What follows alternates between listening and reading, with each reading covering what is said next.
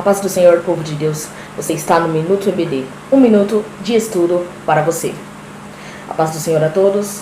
Meu nome é Rayane Santana e eu sou professora de jovens aqui na Escola Bíblica Dominical de minha congregação. Bom, nesse trimestre, primeiro trimestre de 2019, nós temos como assunto da lição dos jovens Rumo à Terra Prometida. A peregrinação do povo de Deus no deserto, no livro de Números. Temos a revista de alunos, também temos a do professor, no caso a série de professor, e também temos o livro, que é o auxílio pedagógico.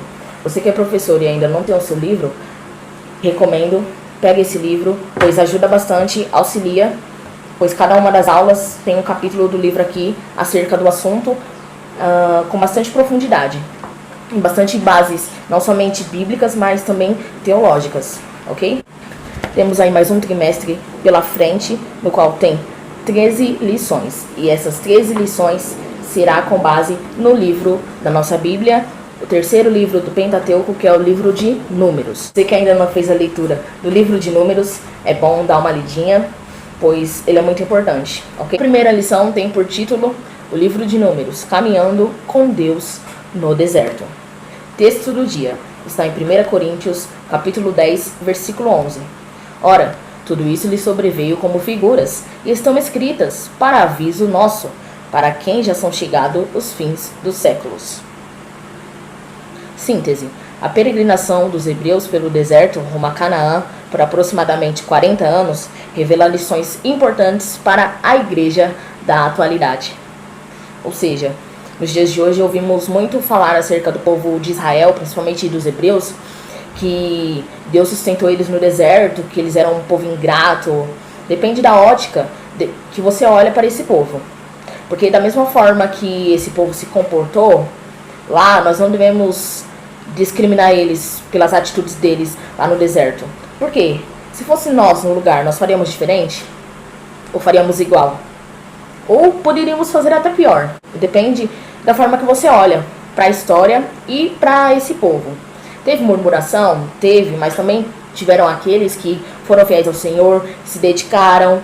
Teve também aqueles que conseguiram chegar a Canaã, pois nem todos chegaram. E quando se fala de terra prometida, estamos falando de Canaã, a terra que Deus prometeu, a terra que emana leite e mel. Foi assim que Deus prometeu, foi assim que Deus descreveu Canaã para eles. Porém, antes de chegar a Canaã, é necessário, ou no caso lá, né, como já aconteceu, foi necessário passar pelo deserto. E na lição de hoje nós iremos adentrar um pouco em algumas curiosidades sobre o livro de Números e também falar acerca do deserto. O que é o deserto? O que nós iremos encontrar no deserto? Ok? Agenda de leitura. Segunda-feira, Salmos 29, versículo 8. A voz do Senhor faz tremer o deserto. A voz do Senhor faz tremer o deserto. O Senhor faz tremer o deserto de Cádiz. Terça-feira, Salmo 68, versículo 7. Deus caminha com o povo no deserto. Ao saíres, ó Deus, à frente do teu povo, ao avançares pelo deserto. Quarta-feira, Salmo 78, versículos 15 e 16. Que vai falar: Deus no deserto faz brotar água da rocha. No deserto fendeu as rochas, ele deu a beber abundantemente como de abismos. Da pedra fez brotar torrentes, fez manar água como rios. Ou seja, Deus deu água abundantemente para aquele povo. Quinta-feira, Salmo 78, versículo 19. O povo duvida de Deus no deserto. Falaram contra Deus, dizendo: pode acaso Deus preparar-nos mesa no deserto? E se vocês repararem nesse versículo na Bíblia, ao final vai ter uma interrogação. Ou seja, quando o povo proferiu essas palavras, o povo indagou a Deus, o povo questionou a Deus. Pode por acaso Deus preparar mesa no deserto? Não só pode, como ele preparou. Nós vemos, conforme os relatos bíblicos, que Deus, quando eles tiveram sede, Deus deu de beber para eles. E já lemos aqui que não foi somente, bebe um copinho e tá bom. Não, foi abundantemente, foi bastante água. Pão todo dia fresquinho caindo do céu. Carne, Deus mandou carne em forma de codornizes.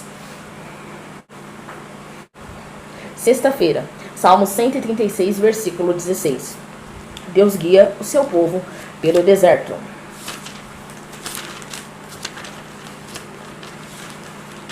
Que vai falar assim: aquele que conduziu o seu povo pelo deserto, porque a sua misericórdia dura para sempre. Ou seja, está justificado, porque Deus tirou o povo do Egito, o povo teve sede, Deus deu de beber, o povo teve fome, Deus alimentou, o povo ainda reclamou, ainda murmurou, mas por que Deus continua ainda alimentando eles, dando de vestir? Podemos considerar isso também, porque o povo passou 40 anos no deserto e os calçados cresciam nos pés, as roupas não se desgastavam, não acabavam. Qual o mistério para tudo isso? E por que, embora eles reclamaram, Deus continuou sustentando eles?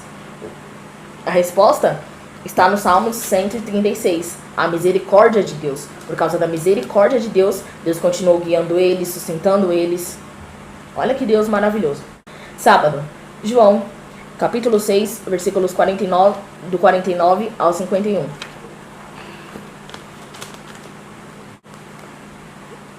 Cristo, o pão vivo que desceu no deserto. Vossos pais comeram maná no deserto e morreram. Este é o pão que desce do céu, para que todo o que dele comer não pereça. Eu sou o pão vivo que desceu do céu. Se alguém dele comer, viverá eternamente. E o pão que eu darei pela vida do mundo é a minha carne. Olha que profundo. Vamos agora adentrar na lição.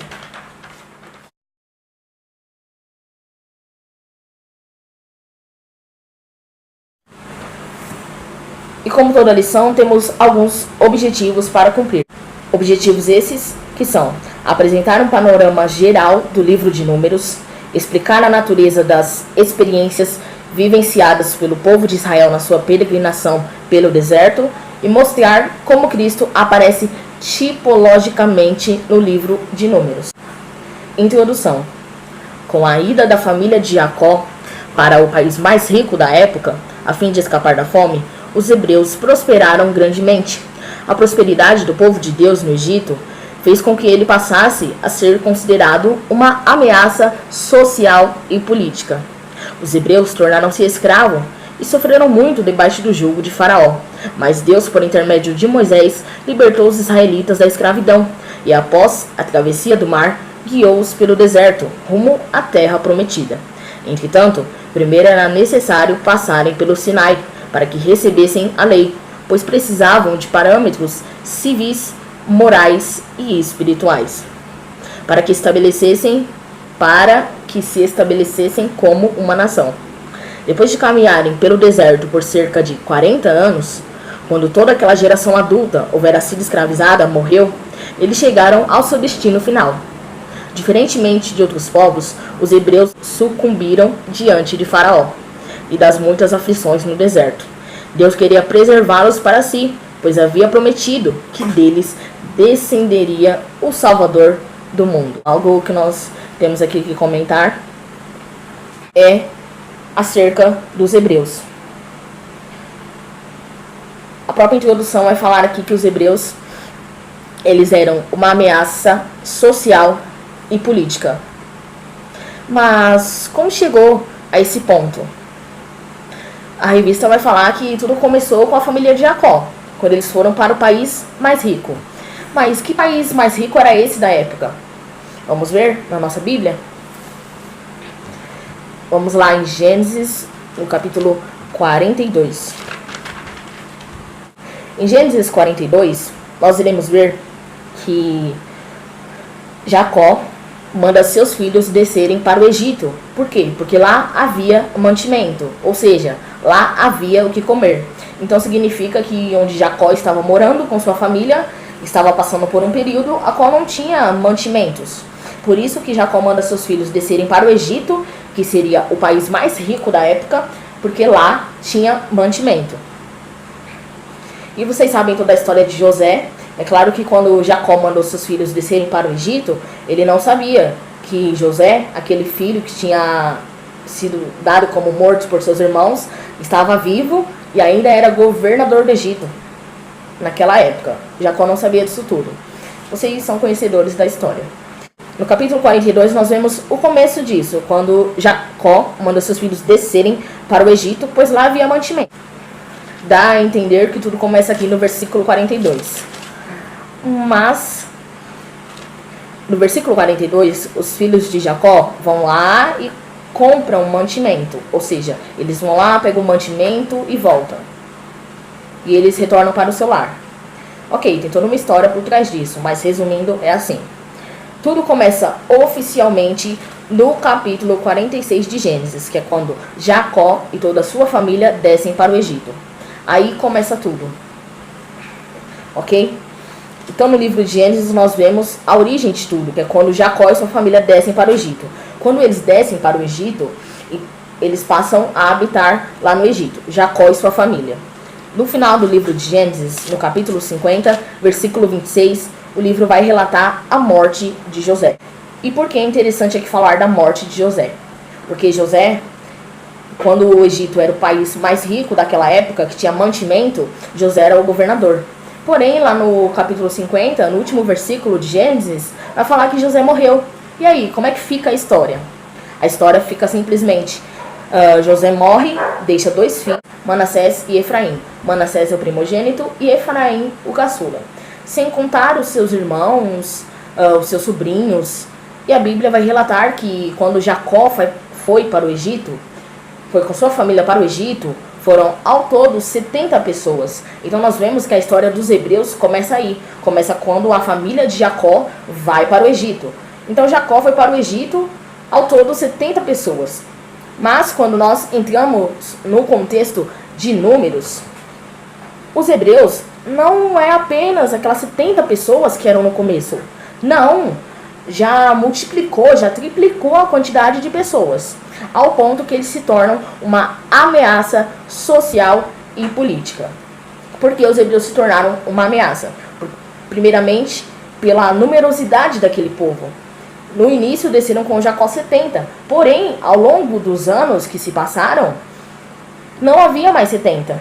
A quantidade do povo dobrou, triplicou, tinha muita gente, muito hebreu.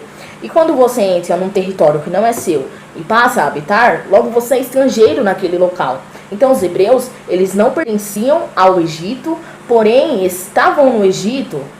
E tudo isso começou quando Jacó e sua família foi ali habitar no Egito. Então aqueles 70 já estava em grande proporção. Já tinha muita gente, por isso que eles se tornaram uma ameaça. Pelo fato da numerosidade daquele povo. Os hebreus eram um povo muito numeroso. O segundo fator que torna eles uma ameaça é que estavam nascendo muitas crianças do sexo masculino. Porque as crianças do sexo masculino seria uma ameaça para o pessoal do Egito. Pelo simples fato de eles serem hebreus, se eles resolvessem exigir alguma coisa lá no Egito, eles iriam tirar os homens para a guerra, e aí os homens hebreus iriam entrar em conflito com o povo do Egito para conseguir algo para os hebreus. Mas isso não chegou a acontecer. Por quê? Porque o faraó da época ficou esperto. Vamos ver lá em Êxodo, no capítulo 1 de Êxodo, nós vemos que o faraó deu ordem para as parteiras da época, para elas olharem. Êxodo, no capítulo de número 1, do 15 ao 22. As parteiras desobedecem a Faraó. O que aconteceu? Faraó, vendo que os hebreus estavam numerosos e que a maioria das crianças que nasciam era do sexo masculino, ele deu ordem para as parteiras. Parteiras, quando vocês forem lá nas hebreias, fiquem de olho. Se for menina, deixa viva. Mas, se for menino, vocês matam essa criança. Não queremos meninos. O que as parteiras fizeram? Desobedeceram a Faraó. E vai falar na própria Bíblia, no versículo 20, Êxodo capítulo 1, versículo 20, que Deus fez bem às parteiras. E o povo aumentou e se tornou muito forte. Ou seja, essas parteiras ouviram a ordem de Faraó, foram lá, mas não fizeram aquilo que ele mandou. E Deus fez bem a essas parteiras. Mas Faraó, não muito contente com as parteiras ter desobedecido ele, aí ele já parte então para uma medida mais drástica. O que Faraó resolve fazer? Ele pega os oficiais do Egito e manda os oficiais saírem pela vila dos hebreus. E toda aquela criança que fosse encontrada do sexo masculino era para jogar no rio Nilo. Ou as crianças iam morrer comida por jacaré, porque alguns dizem que o rio Nilo tem jacaré, ou afogada, porque criança não sabe nadar.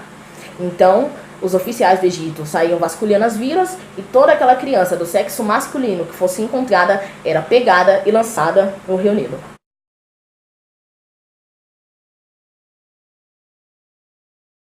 E foi nesse contexto um tanto conturbado que Moisés, aquele que seria usado por Deus para libertar o povo do Egito, nasceu. Mas o foco desse resumo todo foi somente para informar como é que os hebreus se tornaram uma ameaça e os fatores que levaram os hebreus a se tornarem uma ameaça.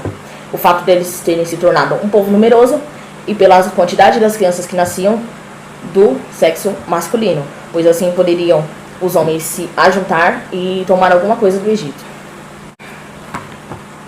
Tópico 1 vai falar sobre o livro de Números. E dentro do tópico 1 nós temos 3 subtópicos. No subtópico 1, Números ou no deserto. Nós conhecemos o livro de Números como Números, porém, ao longo desse trimestre, você ouvirá falar 2 termos. Ou você ouvirá falar números, ou ouvirá falar no deserto. Por que esses 2 termos diferentes? Na Bíblia hebraica, você vai encontrar o livro de Números como no deserto, e na Bíblia, que como conhecemos, que tem como base a Septuaginta, que foi a tradução da Bíblia para o grego, traduzida por 70 pessoas, por isso Septuaginta, ok? Então, números é números na nossa Bíblia, e na Bíblia dos Hebreus, números é no deserto. Porém, ao longo do trimestre, você ouvirá esses 2 termos, números e no deserto, ok? Porém, ambos são válidos. E se alguém indagar você, por que o livro no deserto e não números? Você justifica que no deserto, porque está conforme a Bíblia em hebraico. Subtópico de número 2. Considerações preliminares. Nós temos algo a se destacar no livro de Números, é que a palavra deserto aparece aproximadamente 50 vezes no livro de Números. Ou seja, esta lição serve para nós nos dias de hoje, porque assim como o povo de Israel no deserto, então eles saíram do Egito para chegar em Canaã, porém não iriam chegar em Canaã do dia para a noite, era necessário passar pelo deserto. E o tempo que eles passaram no deserto, houve todos esses convites para aquele povo. O povo de Israel deveria ser diferente das demais nações. Eles deveriam se guardar, não servir a outro Deus além do Deus de Israel, fora outras demais coisas. Porém, como nós vemos pela história, eles fizeram tudo ao contrário. Eles se inclinaram a outros deuses. E houve também convites não só para idolatria. Idolatria é quando eu passo a dar o espaço do Deus que eu sirvo para outro Deus. Serve para nós nos dias de hoje. Por quê? Porque nós estamos no Egito, porém não somos do Egito. Nosso alvo é a Canaã. E quando eu falo Egito e Canaã, para nós nos dias de hoje, o Egito seria o mundo. Nós estamos no mundo, mas não somos do mundo. O nosso alvo é a Canaã. Canaã seria o quê? Canaã seria o céu. A terra prometida aqui seria o céu. Ou seja, estamos no mundo, não somos do mundo, o nosso alvo é o céu. Porém, para chegar ao céu, para sair do mundo e chegar ao céu, é necessário traçar uma caminhada. E assim como o povo naquela época traçou o deserto, nós também iremos passar pelo deserto. E assim como aquele povo tiveram convites para a idolatria, para a prostituição e para outras coisas, nós nos dias de hoje, para chegarmos ao céu, que é a Canaã celestial, também iremos passar por aquilo que eles passaram e por outras coisas ainda piores. E a lição desse trimestre vem justamente para que nós venhamos aprender algumas lições com o povo de Israel. Então, assim como eles tiveram convites, nós também teremos convites. E é necessário tomar cuidado com tudo isso. E segundo a que vai falar na revista no subtópico de número 2, que tem por título o subtópico Considerações Preliminares. Aqui vai falar que a Bíblia fala na narrativa de Números o que aconteceu com aquele povo, porque eles cederam às inclinações. Então, vai falar de uma geração que morreu.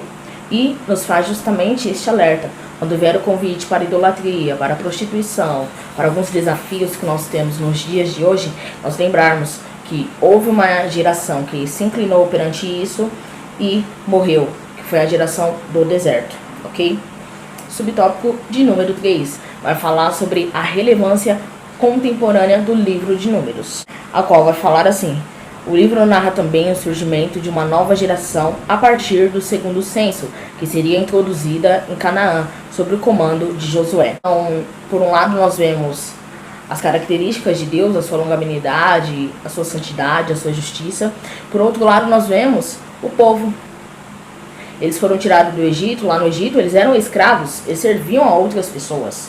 Foram tirados de lá, rumo à terra prometida, e lá na terra prometida eles seriam príncipes. Ou seja, Deus queria dar uma condição melhor para aquele povo.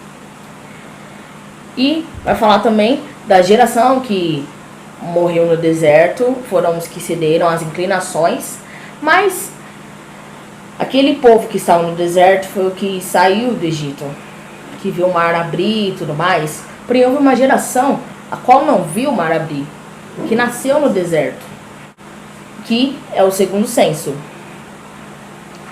que foi a geração que foi introduzida em Canaã no comando de Josué. Sabemos que o grande líder Moisés morre, Josué então assume o comando, e os únicos que entraram na terra prometida foram Josué e Caleb. Porém, há uma geração também que entrou junto com eles dois na terra prometida, que é justamente a geração do segundo censo. E quem entra nessa geração? Os filhos de Corá. Você lembra dos filhos de Corá? Primeiramente, quem é Corá? Corá é o primo de Moisés, que muitas das vezes se levantou no deserto para murmurar. Mas os seus filhos se destacaram. A história dos seus filhos é diferente. Enquanto o pai murmurou e morreu no deserto, os filhos de Corá permaneceram vivos e entraram em Canaã, entraram na terra prometida.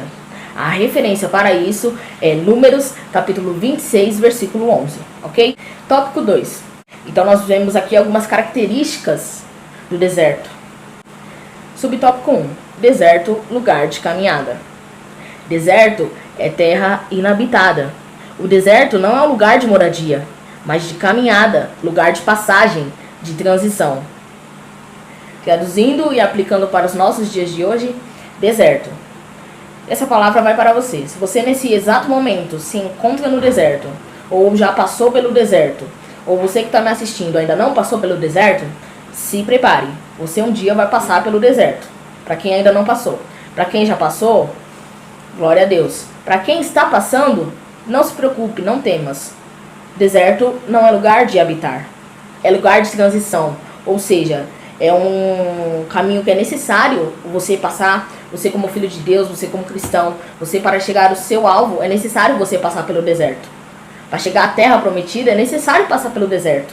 Porque lá no deserto você vai ter algumas particularidades com Deus. Você vai aprender algumas coisinhas a mais. Então, se você está no deserto, não temas. Esse deserto terá um fim. Então, deserto não é lugar para se habitar. Ou seja, não é lugar para viver. É lugar de transição. Você vai passar somente por lá e vai chegar no seu objetivo. Subtópico 2. Deserto, lugar de treinamento. Vai falar aqui que a caminhada pelo deserto sacudiu as estruturas morais, psicológicas dos hebreus, e ali foi revelado o caráter deles. Foi tremenda a experiência no deserto. Eles foram ali, eles saíram do lugar de onde eles eram escravos, com uma promessa que era chegar na terra prometida, onde lá eles não seriam escravos, seriam príncipes, teria do bom e do melhor. Porém, para chegar lá na bênção, é necessário passar pelo deserto. Para chegar na terra prometida, é necessário passar pelo deserto. Então esse povo que eram escravos foi para o deserto. E muitas das vezes nós vemos no relato bíblico que esse povo reclamou de sede, esse povo reclamou de fome. Deus deu ali para eles, mas alguns chegavam até a falar: se eu soubesse que ia passar por isso, eu não tinha saído do Egito. Ou seja, é sinal que eles tinham lá um certo conforto, uma certa regalia. Mas nada se comparava ao que Deus prometeu para eles. E lembrando que o mesmo Deus que promete é fiel para cumprir. E no relato bíblico nós vemos que assim foi. Porém não foi nada do dia para a noite. Teve um período. E o principal, para chegar ao objetivo tem que passar pelo deserto. E o deserto é um lugar de treinamento. E revelou o caráter. O que é caráter? Pelo menos, segundo eu aprendi, caráter é aquilo que você é quando ninguém está vendo. Isso mesmo, aquilo que você é quando ninguém está vendo, quando você está sozinho.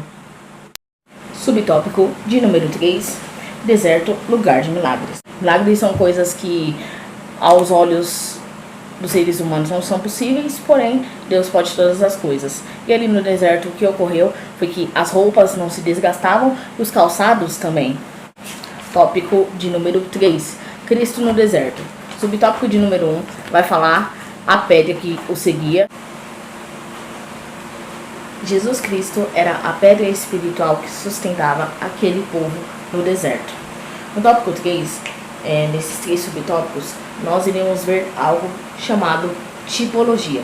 O que é tipologia? São símbolos que representam algo ou alguma pessoa. No caso aqui, símbolos que representam o Cristo. Lá no deserto, o que representava o Cristo? No subtópico número 1, vai falar a pedra que o seguia.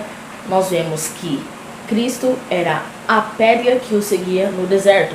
No subtópico de número 2, nós vemos que a pessoa de Cristo é representada pelo símbolo do maná, ou seja, o pão que descia do céu, o pão que era dado aos homens ali no deserto, era o próprio Cristo. E ele vai falar isso lá em João, no capítulo 6. Nós vemos também no subtópico de número 3 que o Cristo é representado pelo símbolo da serpente de bronze. E no que consiste esta história da serpente de bronze? Certa feita lá no deserto, o povo começou a murmurar e Deus deu ordem para que serpentes passassem ali no meio do povo e mordesse aqueles que estivessem murmurando. E assim aconteceu. E o povo foi ali reclamar para Moisés. E Moisés então ora ao Senhor e o Senhor manda que Moisés construa serpente de bronze. E para que o povo fosse sarado ali devido às mordidas dessas serpentes, eles teriam que olhar para a serpente de bronze. Eles teriam que mirar a serpente de bronze. Mirar em espanhol significa olhar, mira. Então, olhar para a serpente de bronze. E essa serpente de bronze representava o próprio Cristo. E vai falar aqui na revista que essa serpente de bronze oferecia a cura para todos aqueles que foram mordidos. Ou seja, o Cristo, que foi representado pela serpente de bronze, oferecia a cura. E nos dias de hoje, esse mesmo Cristo ao qual nós falamos, ele foi a serpente de bronze lá que oferecia a cura, mas nos dias de hoje ele também é o Cristo que oferece a cura. E assim encerramos a nossa lição de número 1. Obrigado a todos pela presença, espero que gostem da aula. Deixem alguma pergunta nos comentários, deixem o like e tamo junto. Até a próxima aula.